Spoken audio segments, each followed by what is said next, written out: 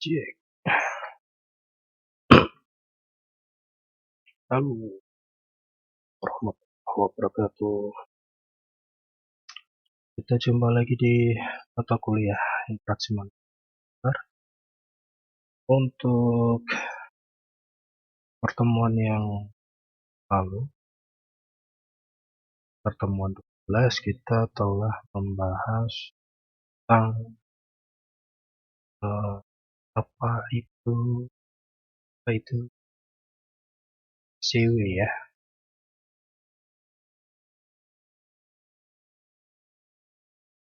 komputer CSCW, Computer Supported Cooperative Work, kerjasama yang dibantu oleh komputer. Nah, untuk hari ini temuan 13 ini kita akan membahas tentang visualisasi sebuah informasi dalam interaksi manusia dan komputer.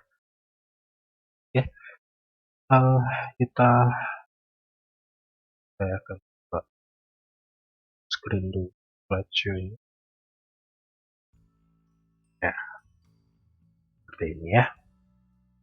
Interaksi manusia dan komputer, visualisasi informasi. Yang pertama ya tentunya pengenalan visualisasi informasi. Dunia kita sibuk dengan banyak data, ya.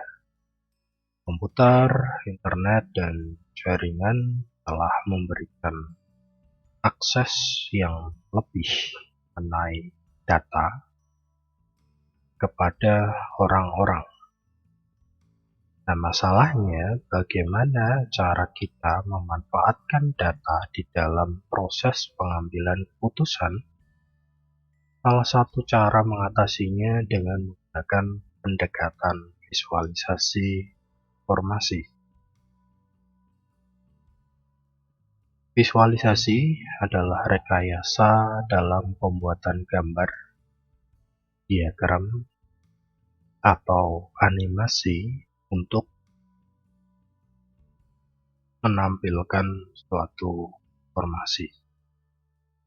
Visualisasi dalam bentuk gambar yang baik, yang bersifat abstrak maupun nyata, telah dikenal sejak awal dari peradaban manusia. Contohnya adalah di dinding-dinding gua dari manusia purba. Sekarang, visualisasi telah berkembang dan banyak dipakai untuk keperluan ilmu pengetahuan, rekayasa, visualisasi desain produk, pendidikan, multimedia interaktif, kedokteran, dan lain-lain. Mungkin kalau zaman dulu kita ingin melihat misal saja kita sebagai warga negara Indonesia, orang dari Pulau Jawa, lihat gimana sih lokasi di Bali, Sumatera, mungkin Kalimantan, atau di pulau lainnya, mungkin Papua ya. Di sana kalau zaman dulu kita pengen tahu kondisinya di sana ya kita harus ke sana. Tapi kalau sekarang dengan adanya internet, dengan adanya komputer, teknologi yang sangat maju ini, kita nggak perlu ke sana, udah ya kita bisa jalan-jalan virtual ya. Dengan adanya Google Map ya, itu bisa kayak jalan-jalan di sana virtual. Kita bisa melihat, oh di sana ada bangunan ini, dan ada bangunan ini. Oh di sana landmarknya adalah seperti ini. Oh di sini landmarknya seperti ini.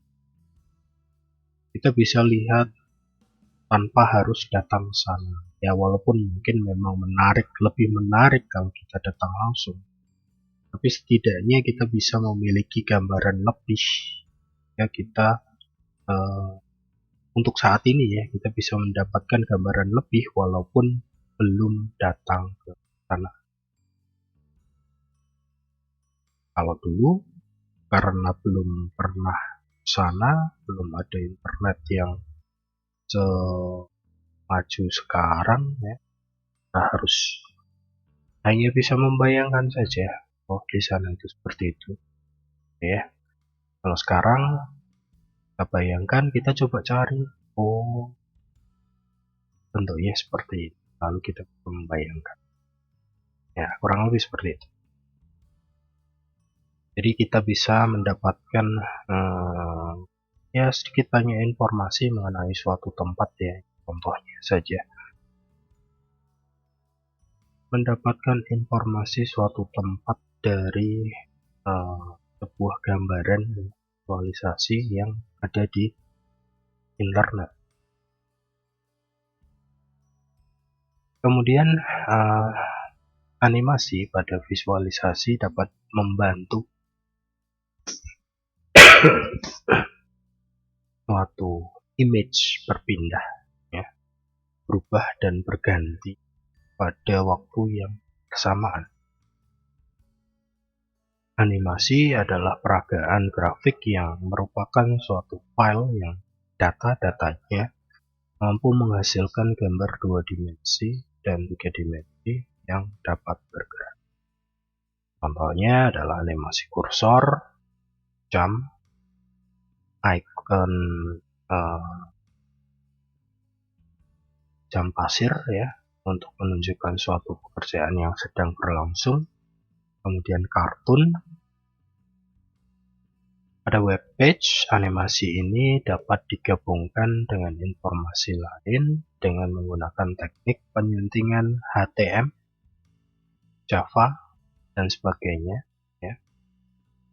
Kebanyakan animasi yang digunakan pada web page adalah file berekstensikan GIF berukuran kecil. Tapi saat ini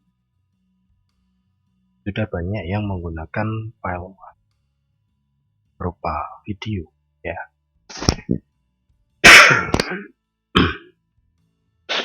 Jadi dia akan jauh lebih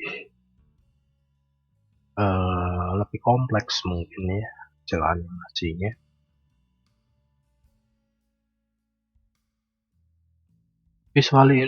Visualisasi informasi. Nah, prinsipnya adalah prinsip-prinsip visualisasi informasi adalah yang pertama, fokus pada konten. Jadi untuk menggambarkan sebuah informasi, kita harus bisa fokus pada kontennya, isi dari informasinya yang ingin disampaikan apa. Tidak boleh kita membuat visualisasi atau penggambaran informasi tapi tidak fokus pada kontennya. Misalkan ya, contohnya adalah kita ingin menyampaikan informasi bahwa suatu toko itu memberikan diskon ya. Tapi di sana tidak, yang disampaikan penggambarannya bukan diskonnya, tapi malah yang digambarkan adalah tokonya saja. Nah itu kan nanti akan menyebabkan misinformation ya, misinformasi. Karena sebenarnya yang ingin disampaikan adalah di toko ini, ya benar, yang disampaikan, yang digambarkan adalah toko, tapi yang utama adalah di toko ini ada diskonnya. Jadi kita tidak bisa hanya gambarkan hanya tokonya saja ya. Kita harus menggambarkan juga, oh iya di sini ini ada tuh. Mana sih yang ada diskon ya di toko ini tuh ya. Contohnya seperti itu. Kemudian yang kedua adalah adanya sebuah perbandingan. Nah, mungkin dicontohkan lagi seperti diskon tadi ya. Nah, biasanya di sana ada perbandingan harga sebelum diskon dan juga harga setelah diskon. Jadi akan lebih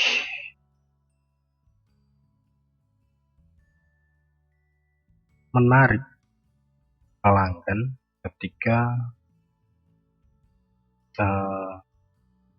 pelanggan itu melihat, wah, harganya dari segini jadinya segini gitu ya. Walaupun mungkin sebenarnya harga aslinya juga nggak jauh-jauh dari harga diskon ya, tapi itu akan sangat menarik perhatian dari orang konsumen. Oke. Seperti di e-commerce ya, itu saya banyak sekali menemukan produk yang perbandingan harganya belum diskon dan sesudah diskon itu jauh banget. Ada tas harganya 18.000, diskonnya berapa persen ya, saya lupa itu, dengan harga asli itu 100 sekian ribu. Itu kan jauh banget ya. Dan dari situ biasanya sih itu akan jauh lebih menarik ya, ada diskonnya, kemudian perbandingan, oh harganya dari sekian jadi sekian, wah ini menarik sekali ya. Jadi informasinya akan jauh tersampaikan dengan adanya perbandingan tadi.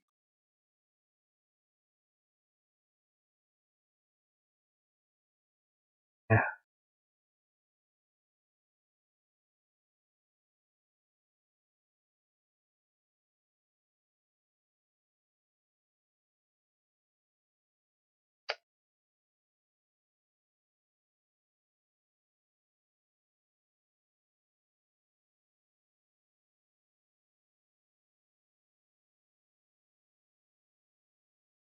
Kemudian yang selanjutnya adalah integritas ya. Selanjutnya adalah integritas, lalu memiliki resolusi yang tinggi, kemudian utilisasi konsep terdahulu dan teruji waktu. Ini adalah prinsip-prinsip dari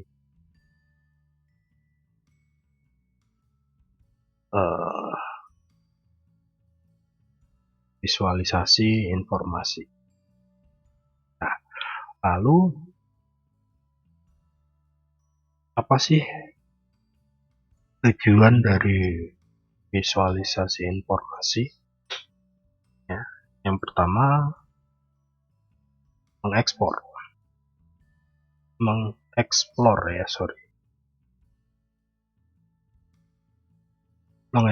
sebuah gambar untuk mengetahui lebih dalam informasi tersirat di dalamnya.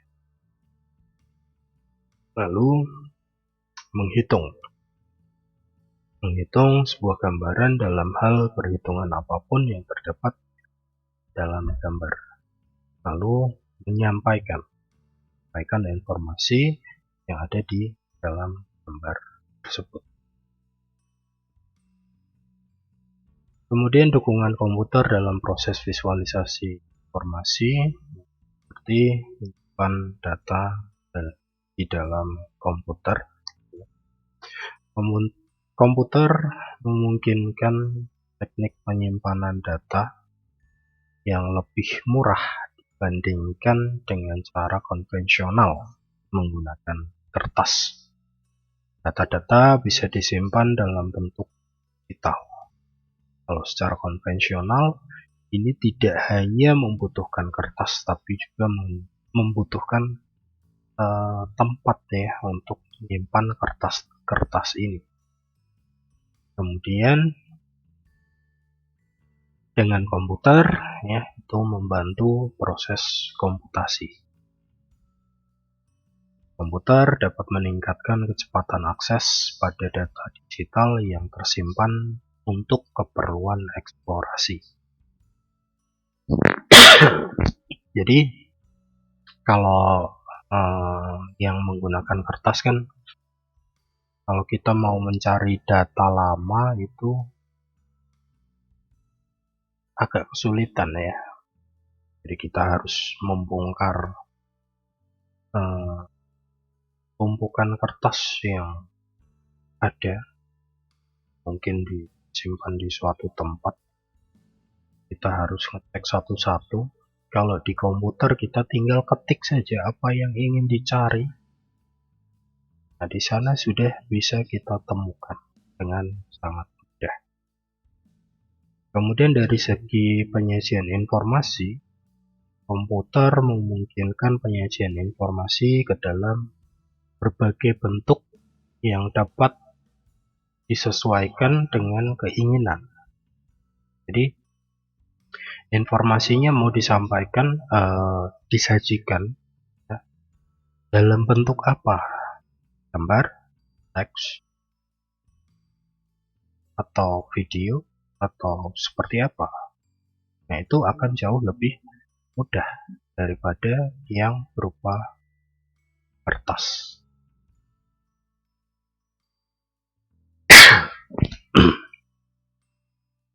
Kemudian ini adalah teknik visualisasi informasi.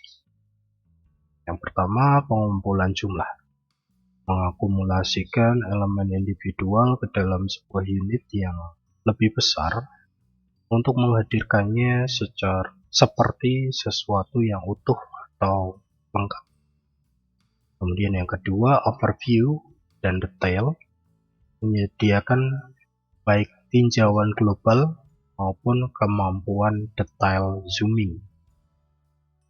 Lalu ada fokus dan konteks.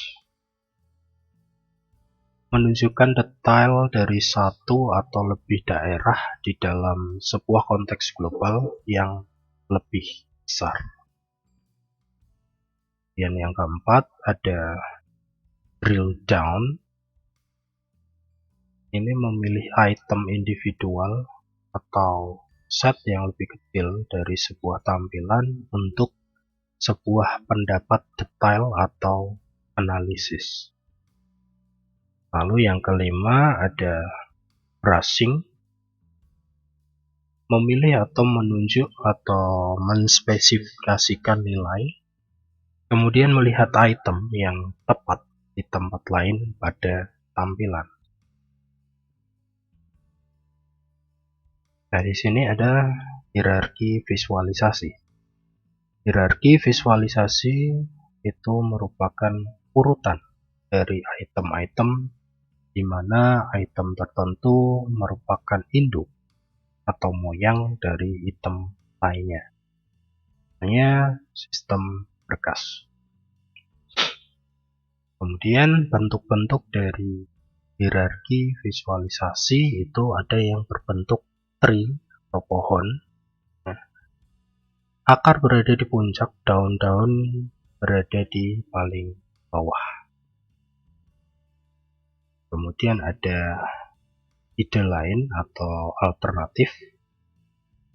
Ada chops, hiperbolik, dan pohon kerucut ya, mungkin yang lebih umum ya, yang lebih sering dilihat adalah yang pohon kerucut. Kemudian ada representasi isi ruang atau tree map.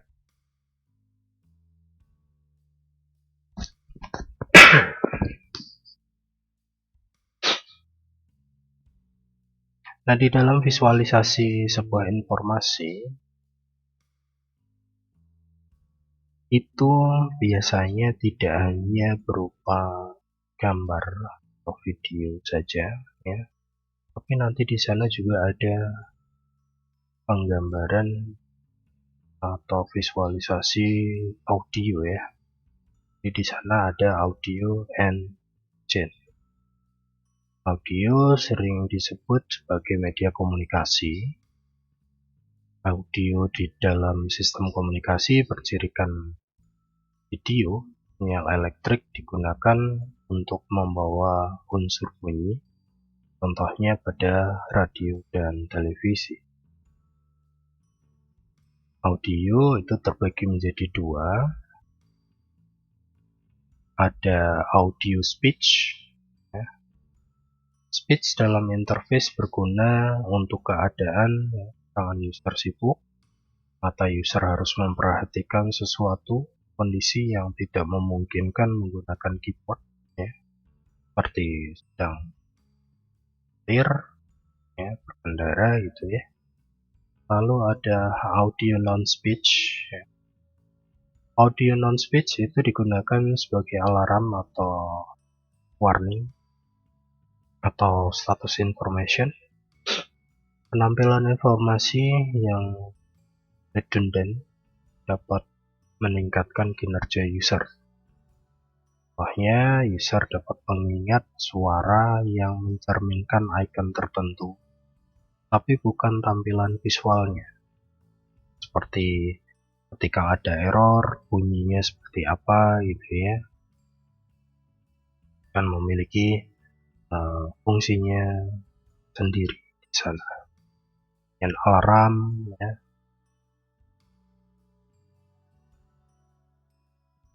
Nah, perbedaan speech dan non-speech itu adalah seperti ini. Nah, kalau speech itu user harus mendengarkan keseluruhan kalimat sebelum mengerti maksudnya, sehingga membutuhkan waktu yang panjang. Sedangkan non-speech itu dapat diasosiasikan dengan kejadian khusus dan waktu yang dibutuhkan lebih pendek. Ya, contohnya adalah seperti alarm kebakaran, atau mungkin kalau di zaman dulu pasti ada bel ya, bel tanda masuk, bel tanda istirahat ya, bel tanda pulang. Nah, itu adalah non-speech. Jadi tinggal dibunyikan, nanti orang-orang udah tahu, oh ini tandanya untuk ini gitu ya. Lalu ada agent. Agent itu adalah segala sesuatu yang dapat melihat, mengartikan, mengetahui lingkungannya melalui alat sensor dan bertindak melalui alat aktuator. Nah, di sini manusia itu sebagai agent. Jadi manusia menggunakan mata, telinga, dan organ lainnya sebagai sensor.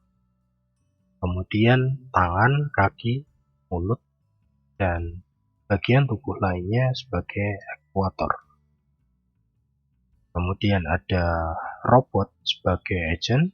Ini biasanya dia menggunakan kamera dan penjejak inframerah sebagai sensornya, lalu motor penggerak sebagai aktuator. Kemudian ada software ya, sebagai perangkat agent, itu tekanan keyboard, isi file, dan paket-paket pada jaringan sebagai masukan sensor. Kemudian tampilan pada layar, penulisan file, dan pengiriman paket jaringan sebagai keluaran aktuator.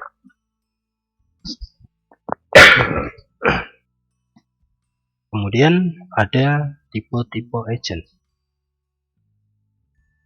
Ada yang goal based ya.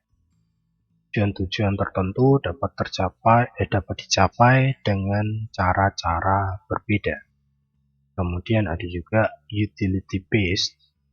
Ini agent membutuhkan tujuan untuk mengetahui situasi mana yang diharapkan. Akan menjadi sulit ketika urutan yang panjang dari tindakan-tindakan dibutuhkan untuk mencari tujuan. Kemudian ada learning. Semua program agent terdahulu mendeskripsikan metode untuk memilih tindakan-tindakan. Nah, lalu ada user interface agent. Agent membantu user dalam penggunaan interface untuk manipulasi langsung. Ya, user memulai tindakan dan menggunakan agent secara langsung. Ada manajemen tidak langsung. Ini proses kerjasama di mana manusia dan komputer bersama-sama memulai tindakan. Personal assistant merupakan agent yang termasuk autonomous agent yang membantu user untuk menyelesaikan tugas. Sifat personal assistant antara lain tingkatannya bisa diubah, menggunakan petunjuk, dan menggunakan inisiatif. Oke, saya rasa itu untuk akhir dari pertemuan ke-13, yaitu visualisasi informasi. Di dalam visualisasi informasi itu tidak hanya bisa digambarkan dengan sebuah gambar atau video saja, tapi informasi juga bisa disampaikan dengan menggunakan audio. Ya. Jadi hanya menyalakan alarm saja itu bisa menandakan terjadi kebakaran dan lain sebagainya. Betul ya?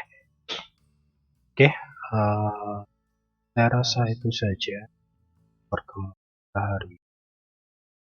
Terima kasih untuk yang sudah menyaksikan, perhatikan sampai akhir.